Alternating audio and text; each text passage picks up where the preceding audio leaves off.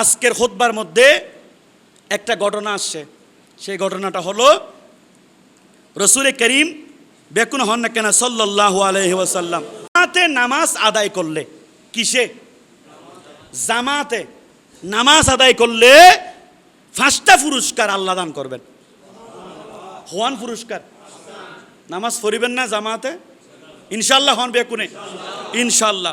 আমার নবী বলছেন, যদি কেউ 5 ওয়াক্ত নামাজ জামাতে আদায় করে, 40 দিন কন্টিনিউ রাখে এবং সে মরণ পর্যন্ত জামাতে নামাজ পড়ে, আমার আল্লাহ তাকে 5টা পুরস্কার দেবে।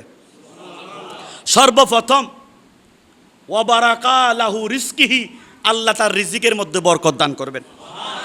আর কেন বড় করি হন না? রিজিকে কি দান করবেন? ইউরফাউ আনহু আযাবুল কবর, এবং তার কবরের আযাব মাফ করে দেওয়া হবে। এবং তৃতীয় নম্বর হচ্ছে আল্লাহ পাক সুবহানাহু ওয়া তাআলা তার কবরের সকল অন্ধকারগুলো দূর করে দেবেন। ডান হাতে তার আমল নামা দেবেন। ডান হাতে তার কি দিবেন? আমল নামা দেবেন।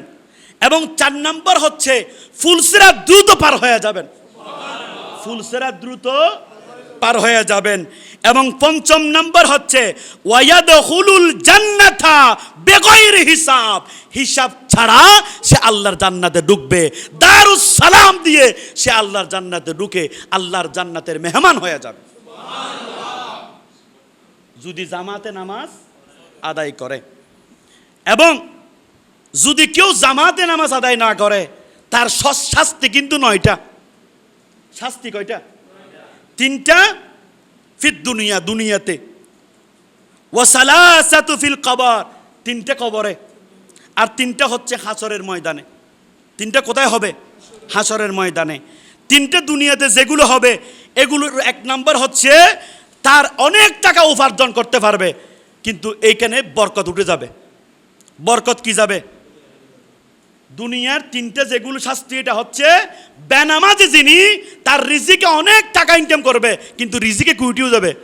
রিজিকের মধ্যে বরকত হয়তো 1 লাখ টাকা বেতন, কিন্তু টিয়ায় হনবদিককে তুনিককে গরিব নেফারির শান্তি নাই, রিজিকে বরকত উঠে যাবে। 2 নম্বর হলো চেহারার মধ্যে যে একটা ইমানদারের একটা শখ থাকে, এটা আল্লাহ কেড়ে নেবেন। আর 3য় নম্বর যেটা দুনিয়ার মধ্যে, সেটা হচ্ছে আল্লাহ পাক সুবহানাহু ওয়া তাআলা মানুষের কাছে সে গ্রহণযোগ্যতা হারিয়ে ফেলবে। মানুষের হাতে সে দাম না পাইব। আল্লাহ একটু আমাদের বুঝার তৌফিক দান করুক। 3টা কবরের শাস্তি। 1 নম্বর হচ্ছে মুনকার নকিরের সওয়াল জবাব কঠিন হয়ে যাবে, কবর সংকীর্ণ হয়ে যাবে, অন্ধকার গুটগুটি অন্ধকার হয়ে যাবে। এটা হচ্ছে কবরের। এবং কিয়ামতের ময়দানে 3টা।